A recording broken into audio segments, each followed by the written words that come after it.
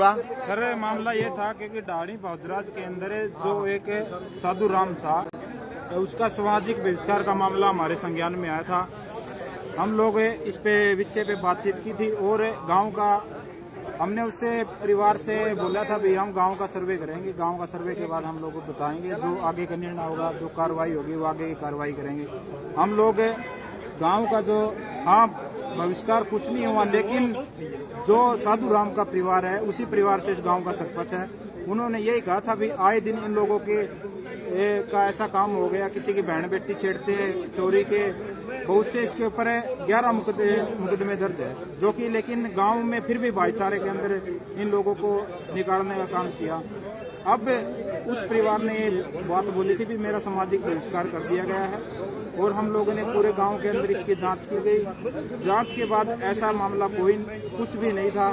तो माननीय एससी के जो चेयरमैन है रविंद्र बाल्यान और सुप्रीम कोर्ट ने इस मामले को खारिज कर दिया है कि ऐसा सामाजिक बहिष्कार नहीं हुआ था। उसके बाद हमारे हिसार के साथी है प्रदीप भानखड़, जो बीएसपी में बहुजन समाज पार्टी में काम करते हैं, उनके ऊपर एलिगेशन लगे थे कि वो अदर पार्टी से मिलकर पैसे खा गया है। उसके विषय में इस गांव के अंदर एक ये बड़ी पंचायत रखी गई थी। ये आरोप किसने लगाए थे कि वो पैसे खा गए? ये आरोप किसने लगाए? ये इसकी जो लड़का है, साधु राम का लड़का है विकास, इसने हमारे हिसार के साथी है संजय चौहान, उसके पास कॉल की थी कि प्रदीप भानखड़ हमारे गांव में आया था और दूसरी पार्टी से मिलके ऐसे ऐसे समझौता करिए।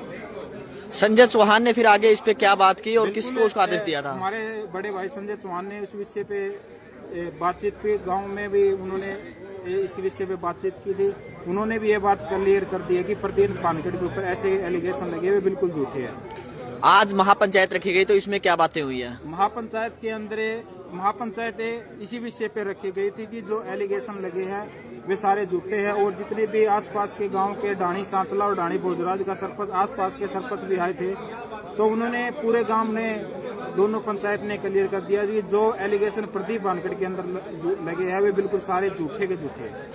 अब आप बार बार कह रहे थे कि पैसे इकट्ठे किए गए हैं, पैसे इकट्ठे किए, वो किस लिए पैसे इकट्ठे किए? कितने पैसे इकट्ठे हुए थे? बिल्कुल ये मामला हमारे संज्ञान में आया था कि कुछ एक दलाल इसके अंदर घुस गए हैं जो इसमें पैसे खाने का काम कर रहे हैं।